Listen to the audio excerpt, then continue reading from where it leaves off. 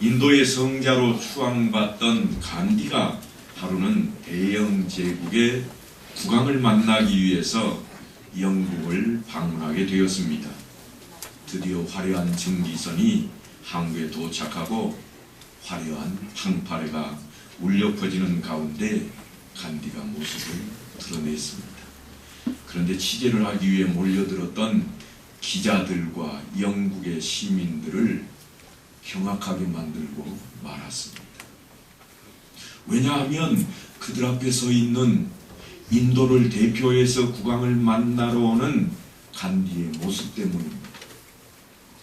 무명천 한 장으로 몸을 휘둘러 감고 대충 가린 채 비틀비틀거리면서 내리는 그의 손에는 작은 가방 하나와 그리고 영국에 체류하는 동안에 그에게 먹을 양식을 제공한 염소를 묶은 끈 하나가 쥐어져 있었습니다.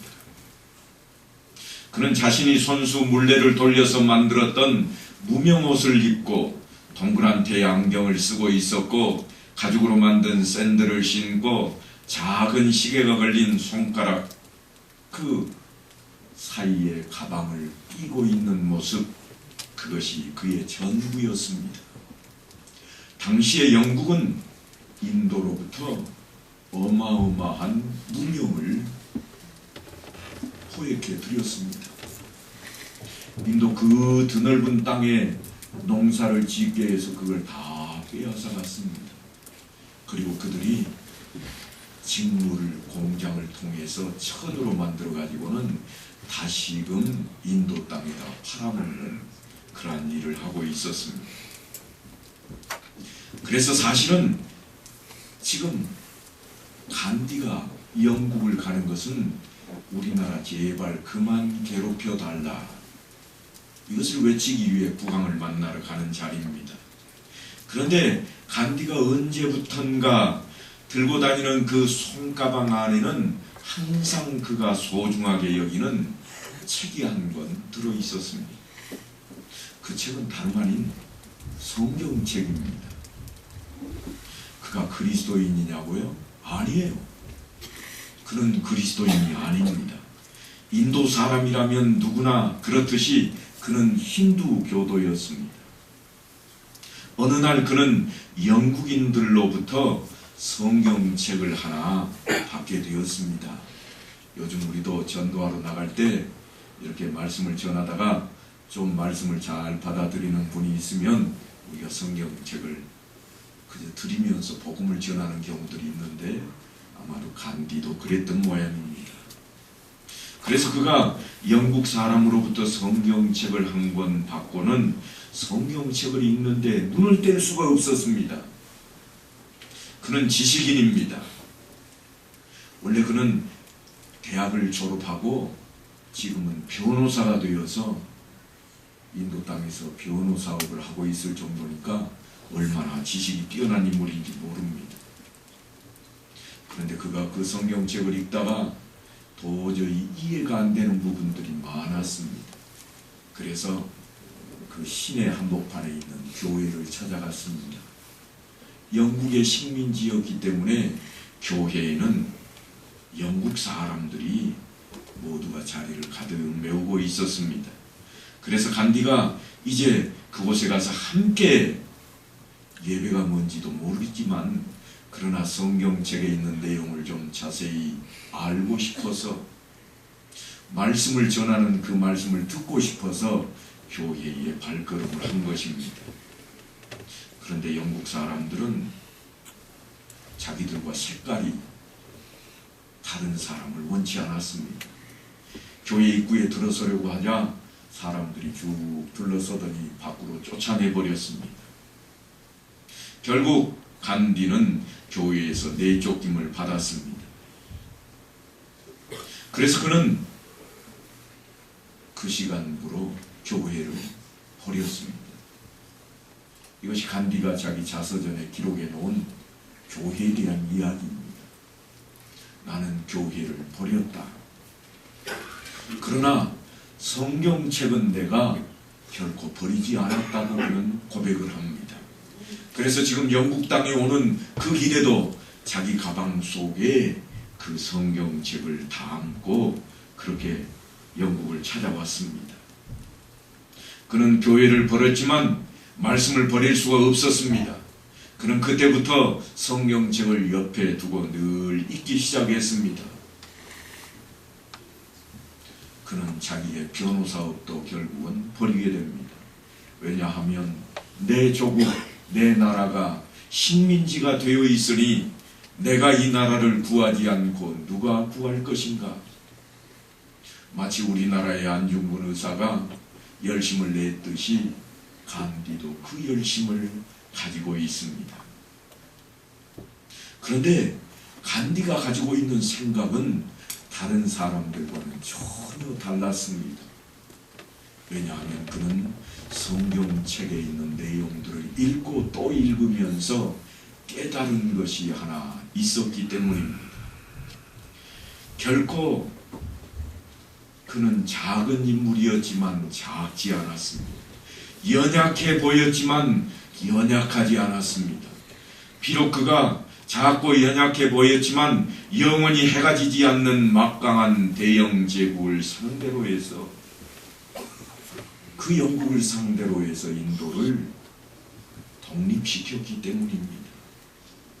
그런데 그가 택한 방법은 놀랍게도 무저항 비폭력의 방법이었습니다. 예수님 이래로 인류가 한 번도 겪어보지 못했던 방법을 예수를 믿지 않는 힌두교도인 간디가 행동은 마치 예수 믿는 사람처럼 그렇게 모습을 드러냈다고 하는 것입니다.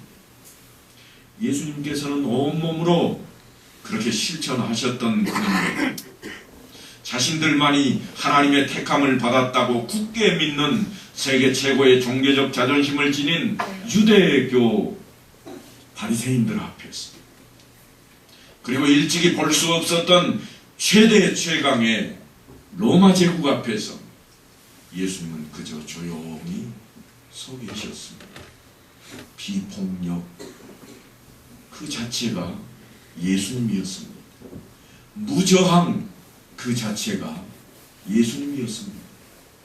그저 끌고 가면 끌려가셨고 때리면 맞으셨고 십자가에 매달면 매달리셨습니다. 비폭력적으로 무저항적으로 그들 앞에 그렇게 서신 예수님, 그러나 예수님은 가장 무력하게 보였지만 그러나 누구도 볼 수 없었던 하나님의 손을 붙들고 계셨습니다. 결코 하나님의 손을 놓지 않으셨다고 하는 것입니다. 그것이 오늘날 우리가 이 자리에 있게 된 이유입니다. 지금 야곱이 그 하나님의 손을 붙들고 있습니다. 에서를 피하고 또한 자기의 삶을 찾아서 결혼도 하고 가산도 늘릴 목적으로 라반의 집에 이르렀고 야곱이 고향으로 돌아가기로 이제 결심을 합니다. 이제는 고향으로 돌아가야 되겠다. 왜냐하면 에서 형이 이제는 마음이 좀 누그러졌을 거야. 세월이 얼만데 이제는 좀 차분해졌을 거야. 그리고 자신도 요셉까지 낳았고 라반의 집에서 14년이라고 하는 긴 시간 동안 종살이를 했습니다. 그래서 이제는 고향으로 가야 되겠다 하는 마음을 갖게 되었습니다. 야곱은 자신이 라반의 집에 와 있는 동안 라반이 축복을 받은 것을 강조하면서 처자를 거느리고 가게 해달라고 부탁을 합니다. 라반도 그 이야기를 듣고 사실을 인정합니다. 그러나 라반은 사실은 야곱을 어떻게 해서든지 더 붙들어두고 싶었습니다. 그래서 결국은 라반과 야곱은 문이 있는 양이나 염소떼를 야곱의 것으로 정하기로 약정을 하고 다시 6년간 야곱이 라반의 가축을 돌보기로 약속을 합니다. 그런데 야곱은 이상한 방법을 동원해서 자신의 소유를 늘리고 있는 것이 오늘 성경 본문의 내용입니다.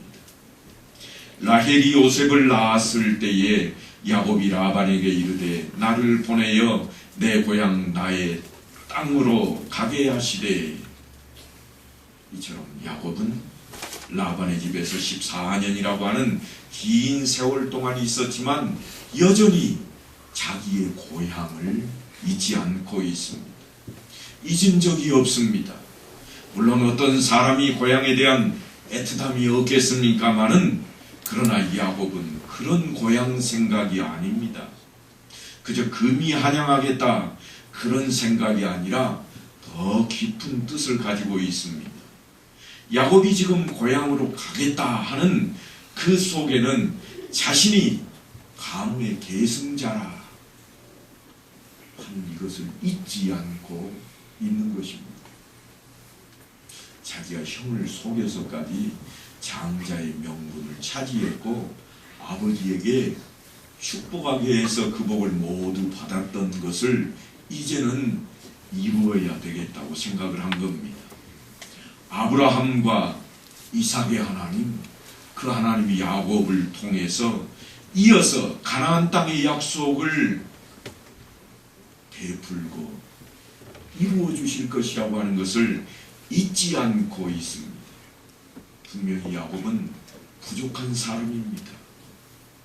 연약한 사람입니다. 그러나 하나님의 약속을 잊지 않고 있습니다. 하나님께서는 사실 완전한 사람을 찾는 것이 아니라 하나님의 약속을 지킬 사람을 늘 찾고 계십니다. 본향에 대한 하나님의 언약을 잊지 않고 있으니 당연히 하나님께서 이 야곱을 쓰시고자 하는 것은 마땅한 이유일 것입니다. 그러므로 우리 신앙인들은 언제든지 한시도 본향을 잊어서는 안 됩니다. 내 고향, 나의 땅. 히브리 기자는 이렇게 외칩니다. 그들이 나온 바 본향을 생각하였더라면 돌아갈 기회가 있었으려니와 그들이 이제는 더 나은 본향을 사모하니 곧 하늘에 있는 것이라. 이러므로 하나님이 그들의 하나님이라 일컬음 받으심을 부끄러워하지 아니하시고 그들을 위하여 한 성을 예비하셨느니라. 우리는 지금 세상에 살고 있지만 사실은 하늘나라 백성인 것을 잊지 말아야 합니다. 우리의 본향이 하늘에 있다고 하는 사실을 기억해야만 합니다. 본문에 등장하는 라반의 집은 이 세상을 상징적으로 드러냅니다. 그리고 돌아가야 할 가나안은 하늘나라를 상징하고 있습니다. 그러니까 이 세상에 살면서도 하늘나라를 잊지 않았던 야곱은 이 세상에서도 복을 받고 또한 하늘나라에서 더 큰 복을 받게 될 것이라고 하는 것이 오늘 본문이 야곱을 이끌고 있는 모습입니다. 야곱은 외삼촌이 자신 때문에 복을 받았다고 오늘 본문에 그렇게 이야기를 꺼내고 있습니다. 이에 대해서 라반도 제기하지 않았습니다. 여호와께서 너로 말미암아 내게 복 주신 줄을 내가 깨달았노라고 인정을 합니다. 라반은 어떻게 해서든지 야곱을 더 있도록 붙잡아야 했기 때문에 그렇게 인정하고 나서고 있는 것입니다. 오늘날 우리가 사는 이 땅에도 복의 근원이 되는 그리스도인들을 마다할 사람이 어디 있겠습니까? 우리 곁에만 있으면 복을 받는다 하는 소식이 전해지기만 하면 우리 곁에는 늘 사람들이 모여들 것입니다. 그런데 소문이 그렇게 나지 않고 있습니다. 가까이 하면 우리는 망한다, 그렇게 소문이 났을지도 모르겠습니다. 왜냐하면 우리 곁에 갔더니 다 빼앗기는 것밖에 없고 우리 곁에 왔더니 다 자기들만 잘 먹고 잘 살더라, 그렇게 되어버리면 하나님의 복을 받는 우리의 입장이지만 사실은 복이라고 말할 수가 없습니다. 왜냐하면 하나님께서는 우리를 복덩어리로 만들겠다고 약속하지 아니하고 복의 근원이 되게 하겠다고 말씀을 하고 있기 때문입니다. 네가 복의 근원이 되어서 너를 통해서 내 집에 들어오고 나가는 자도, 너를 통해서 내 주변에 모여드는 자도 다 복을 받게 될 것이라고 하는 것입니다. 그 자리가 우리의 자리입니다. 그래서 우리는 이 세상에 살지만 하나님 나라의 백성답게 살아감으로 복을 받고 안 믿는 사람들도 같이 있기를 즐거워하는 그러한 자리가, 그러한 사람이 되어야만 할 것입니다. 이제 라반은 야곱에게 이렇게 말을 합니다. 또 이르되 네 품삯을 정하라. 내가 그것을 주리라. 라반이 지금까지는 자기가 다 정했는데 이제는 네가 정해라. 정하는 대로 내가 다 들어주겠다 약속을 합니다. 결국 축복의 사람 야곱은 처자들만 데리고 나오겠다고 했던 생각과는 달리 라반의 제안으로 품삯을 정하고 있습니다. 이제 자기 마음대로 정합니다. 그렇게 된 데에는 축복이 야곱 때문이라고 하는 것을 라반이 인정하고 있기 때문입니다. 야곱은 금방 보수를 말하고 있지는 않습니다. 여기서 야곱의 인간됨을 우리가 잘 알게 되는데요. 본문을 보면 야곱은 자신의 공적을 다시 한번 언급합니다. 내가 이런 사람이야. 나 때문에 당신은 복을 받았어. 이야기를 거듭 강조를 합니다. 그리고 어떤 보수를 자신이 요구하더라도 라반이 듣는 것이 당연하다는 논리를 펴고 있습니다. 아마 라반은 그래서 뭘 달라고 할 것인가? 이걸 달라고 해도 내가 주고 저걸 달라고 해도 내가 주고서라도 야곱이 여기에 더 머물러 있게 만들어야 되겠다고 생각했을 것입니다. 원래 라반의 가축은 야곱이 오기 전에는 적은 숫자였습니다. 하지만 야곱이 온 후로 하나님께서 복을 주셔서 많은 수로 불어나 있습니다. 그러니까 라반은 야곱 때문에 지금 부자가 된 것입니다. 그래서 야곱이 달라는 대로 다 주고서라도 야곱을 붙들고만 있으면 내가 더 큰 부자가 되리라고 지금 그렇게 생각을 하고 있는 겁니다. 그런데 야곱이 라반에게 이렇게 요청을 합니다. 여호와께서 애삼촌에게 복을 주셨나이다. 그러나 나는 언제나 내 집을 세우리이까. 욕심쟁이 라반도 할 수 없어서 이제는 내가 무엇으로 내게 주었으면 좋겠느냐고 말할 수밖에 없는 그러한 처지로 몰고 갑니다. 야곱은 여전히 신리에 밝은 사람입니다. 왜냐하면 어느 때 내 집을 세울까요?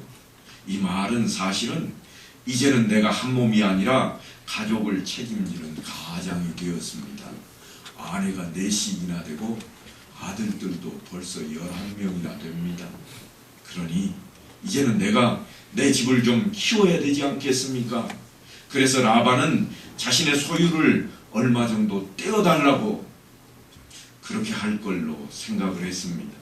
그러나 야곱은 라반의 것을 얻기보다는 하나님의 복을 받기로 마음먹습니다. 라반의 것을 요구하는 게 아니라 하나님께서 주시는 것을 받기로 작정을 합니다. 그가 결정한 품삯은 의회였습니다. 창세기 30장 32절을 보니까 오늘 내가 애삼촌의 양떼에 두루 다니며 그 양 중에 아롱진 것과 점 있는 것과 검은 것을 가려내며 또 염소 중에 점 있는 것과 아롱진 것을 가려내리니 이 같은 것이 내 품삯이 되리이다. 얼핏 보면 그렇게 생긴 것은 다 지금부터 내 것입니다. 그렇게 이야기하고 있는 것 같지만 사실은 그렇지가 않습니다. 그런 것을 다 골라내가지고 라반의 아들들에게 다 돌려보내버립니다. 라반의 아들들도 여전히 목동들이 되어 있었는데요. 그들에게 얼룩지고 점박이 있는 것은 다 돌려보내버리고 하는 말이 아롱지고 점있고 검은 양, 아롱지고 점있는 염소를 앞으로 내 재산으로 삼겠습니다 하는 것이 야곱의 품삯입니다. 그러니까 이 품삯은 사실은 야곱에게 불리한 계약입니다. 왜냐하면 우성이 아닌 열성이기 때문입니다. 10마리 중에 아롱지고 점있는 것은 2마리, 많아야 3마리 나올까 말까 하기 때문입니다. 그래서 라반은 얼마나 다행으로 여겼겠습니까? 지금 이만큼 떼달라고 그래도 죽어서라도 붙잡아야 되겠는데, 야곱이 자기가 키우고 있는 그 약물이 염소떼에서 아롱지고 점있는 것은 다 골라가지고 자기들은 다 가져가세요. 그리고 하는 말이 앞으로 이 가운데에서 아롱지고 점있는 것이 나오면 그것으로 내 품삯을 하겠습니다. 그렇게 합니다. 그래서 라반은 너무나도 기분이 좋게 흔쾌히 허락을 합니다. 라반이 이르되 내가 네 말대로 하리라. 하나님의 사람은 자신이 비록 종의 위치라고 해도 결정권자가 될 수 있음을 오늘 야곱이 그대로 보여주고 있습니다. 그것은 사실은 그가 잘나서가 아닙니다. 하나님이 함께 하시기 때문입니다. 라반은 이미 무늬가 있는 것들을 다 가리어서 아들들에게 붙이었고, 또한 야곱은 이제 무에서 새롭게 시작을 하고 있습니다. 여기서 우리는 라반과 야곱의 생각이 전혀 다르다는 것을 알아야 됩니다. 라반이 야곱의 의견을 수용한 것은 야곱이 자신의 소유를 많이 가지지 못할 것이라고 하는 나름대로의 생각이 있습니다. 10중 8구는 전부 내 것이 될 것이라, 그 생각이 라반의 생각입니다. 그래서 야곱이 자신의 소유를 더 이상 늘리지 못할 거라고 생각을 하고 있습니다. 무늬만 있는 것은 다 뽑아내버렸는데 어찌 야곱이 지금 저기 있는 양떼와 염소떼에서 무늬 있고 아롱진 것, 점 있는 것을 골라낼 수가 있겠는가 하는 것이었습니다. 라반의 생각은, 그의 지식의 기초는 상식과 경험입니다. 그의 상식과 경험으로는 그 정도입니다. 그러나 야곱은 다릅니다. 야곱은 하나님의 사람으로 확신을 가지고 있습니다. 하나님께서 함께만 하시면 안 될 것이 없다고 하는 믿음이 그의 생각의 기초입니다. 하나님 밖에서 생각한 사람과 하나님 안에서 생각한 사람의 결과는 달랐습니다. 물론 야곱의 행동은 좀 이상해 보입니다.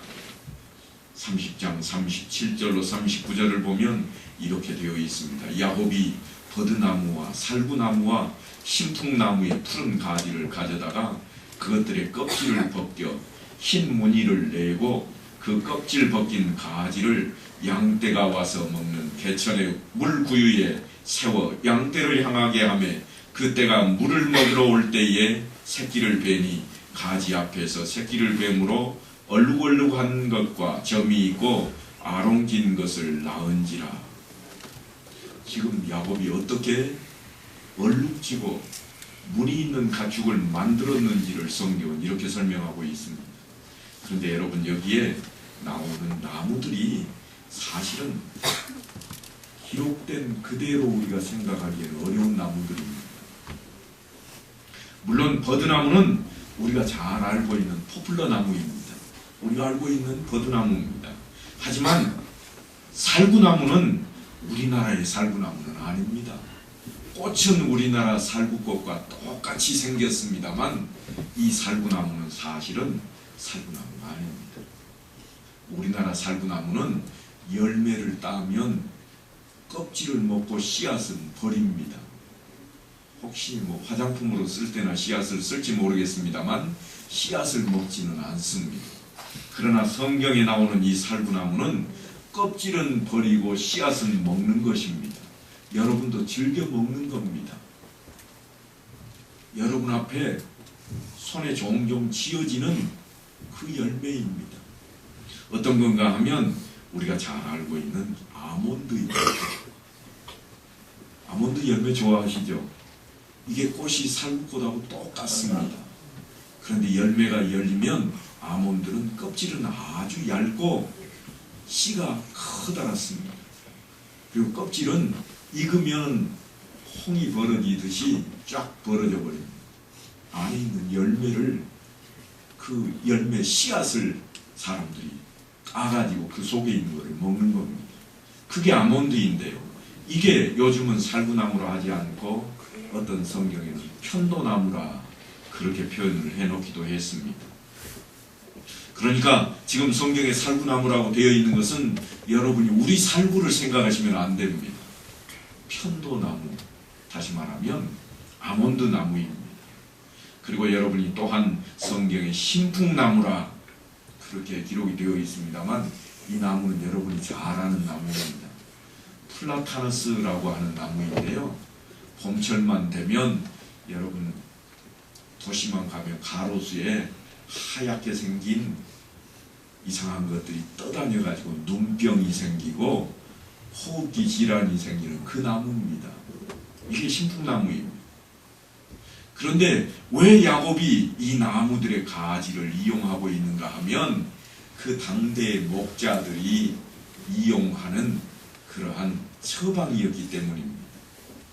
우리가 병이 낫기 위해서 민간요법을 많이 쓰잖아요. 잘 낫든지 안 낫든지 간에 귀가 솔깃하면 사용을 하는 게 민간요법입니다. 요즘 TV를 보니까 어떤 병에 뭐라고 그러죠? 효소가 좋다고 그래서 한참 만들어 먹었는데 어떤 의사가 나와가지고 효소는 아무짝에도 쓸모없다 그래가지고 또 난리가 나기도 하고 하는 것처럼 민간요법입니다. 이 세 가지 나무의 가지를 깨끗이 벗겨가지고 하얀 모양으로 딱 놔두면 껍질은 하얗지만 실제 이 나무들의 실제 껍질은 어떻게 되어 있는가 하면 얼룩얼룩한 겁니다. 포플러 나무도 하얗지 않습니다. 신풍나무도 아몬드 나무도 다 껍질이 약간 검은 혹은 회색빛을 띠고 알록달록한 것들이거든요. 그래서 그러한 처방을 지금 하고 있습니다. 과학적인 근거는 거의 없습니다. 당시 가나안 목자들이 사용했던 심리적인 방법일 뿐입니다. 그런데 하나님은 이런 방법인데도 불구하고 하나님께서 야곱의 양떼들 중에 야곱의 염소떼들 중에 아롱지고 얼룩지고 점박이 있는 것들을 많이 낳게 만들어버립니다. 그러니까 하나님께서 이런 방법이 문제가 아니라 야곱에게 복 주시기로 이미 작정을 하셨기 때문에 무늬가 있는 가축들이 많이 나오게 되었다고 하는 것입니다. 사실 야곱도 자기가 이렇게는 하고 있지만 그것을 인정합니다. 31장 9절로부터 보면 야곱이 이렇게 인정을 합니다. 하나님이 이같이 그대들의 아버지의 가축을 빼앗아 내게 주셨느니라. 그 양떼가 새끼 뵐 때 내가 꿈에 눈을 들어보니 양떼를 탄 수양은 다 얼룩무늬 있는 것과 점 있는 것과 아롱진 것이었더라. 꿈에 하나님의 사자가 내게 말씀하시기를 야곱아 하기로 내가 대답하기를 여기 있나이다 하며 이르시되 내 눈을 들어보라. 양떼를 탄 순양은 다 얼룩무늬 있는 것과 점 있는 것과 아롱진 것이니라. 라반이 내게 행한 모든 것을 내가 보았노라. 야곱이 꿈에 보니까 지금 야곱에게 남아있는 양들은 다 하얀 것뿐이고 염소도 다 하얀 것뿐인데 하나님께서 꿈속에 보여주시는데 얼룩지고 점있고 검정 것들로 다 태어나게 만들고 있다고 하는 것입니다. 아직 야곱은 많이 만들어져야 할 그런 사람입니다. 다듬어져야 할 사람입니다. 그가 하고 있는 행동을 보면 아직 멀었습니다. 하지만 하나님께서는 그를 지금 만들어가고 다듬어가고 계시다고 하는 것입니다. 야곱이 어떤 방법을 썼느냐 하는 것은 그리 중요하지 않습니다. 만약 야곱이 그 방법이 아니라 다른 방법을 썼을지라도 하나님께서는 그에게 복을 허락하셨을 것입니다. 나뭇가지들이 신통력이 있어서 얼룩진 게 나온 게 아닙니다. 야곱의 방법 속에 역사하셨다고 하는 것이 중요합니다. 수컷이 모두 무늬 있는 것들이었다고 하는 것은 과학을 거스르지 않는 하나님의 순리를 나타내고 있는 것입니다. 유전적으로 열성이기는 하지만 무늬 있는 수컷을 통해서 새끼가 무늬 있는 것이 태어났다고 하는 말입니다. 그러니까 야곱은 하나님만 믿고 비과학적인 방법을 사용하고 있지만 하나님께서는 오히려 과학적인 방법으로 야곱에게 복을 주고 계신다고 하는 것입니다. 그러니까 신앙을 비과학적이라 그렇게 말하는 사람들은 우둔한 사람들입니다. 과학도 하나님 안에 있기 때문입니다. 사람에게는 네 가지 차원이 있는데요. 그 관계를 볼 때 제일 먼저 부딪히는 것은 자기 자신과의 관계입니다. 어떤 사람은 자신을 너무 사랑해서 자신만 생각합니다. 자신이 가장 잘났고 가장 옳다고 생각을 합니다. 그래서 이기적이고 자기 중심적이 되어버립니다. 자만심이 가득 채워집니다. 반면에 어떤 사람은 자기 자신을 너무도 싫어합니다. 생긴 것도 싫고 자신이 처한 환경도 여건도 싫습니다. 그래서 자기 혐오와 열등감에 빠져버립니다. 그런데 이 자만심과 열등감은 사실 모든 사람 안에 다 공존하고 있습니다. 누가 얼마나 절제하느냐 그리고 이겨나가느냐 하는 문제입니다. 그리고 다음으로는 이웃과의 관계입니다. 어떤 사람은 다른 사람과 원만한 관계를, 좋은 관계를 맺으며 그렇게 살아갑니다. 그 안에는 관용이 있고 용서가 있고 남을 나보다 나게 여기는 그런 마음이 있습니다. 그러나 어떤 사람은 다른 사람들과 불화가 끊이지 않습니다. 양보할 수 없고 욕심을 부리고 손가락질하고 시기하고 질투하는 것들 때문입니다. 그뿐이 아닙니다. 아무리 원만한 사람이라도 어떤 특정한 사람과는 도저히 풀지 못하고 평생을 불편하게 살아가는 경우도 있습니다. 예외가 없습니다. 그리고 자연과의 관계가 있는데 요즘 들어서 부쩍 관심을 많이 갖는 그러한 관계입니다. 환경 오염 문제로 인류 최대 관심사로 대두된 그러한 문제입니다. 그 어느 것 하나도 결코 만만한 문제가 없습니다. 대결해서 싸우고 빼앗아 문제를 해결하려고 하는 것이 세상 사람들의 방법입니다. 능력이 있어서 많이 빼앗으면 결국은 자만심이 생깁니다. 능력이 없어서 빼앗지 못하면 속상하고 열등감이 생겨버립니다.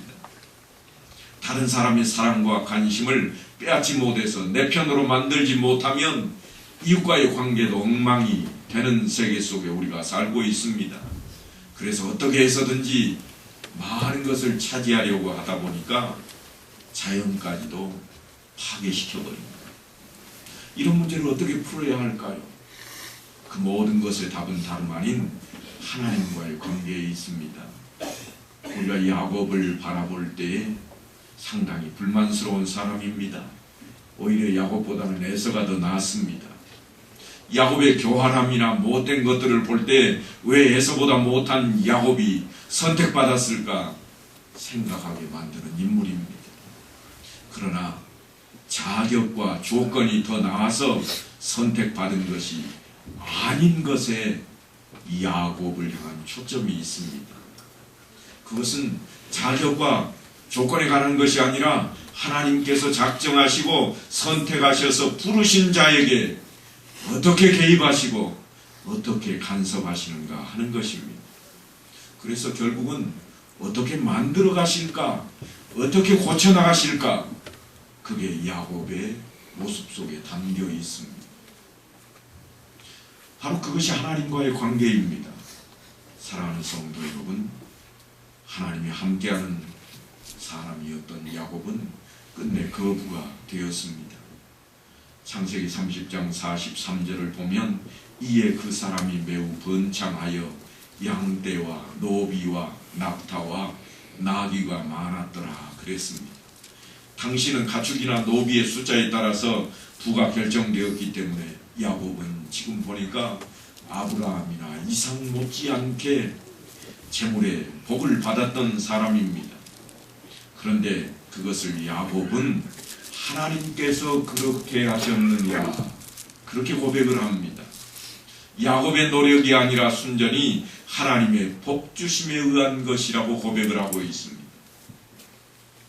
사랑하는 성도 여러분, 이제 우리도 야곱처럼 항상 하나님 나라, 하나님의 백성인 것을 잊지 마시고 하나님과의 올바른 관계 속에 살아감으로 그 방법이나 직업에 관계없이 하나님께서 함께 하심으로 복된 삶을 이루시기를 간절히 축원합니다.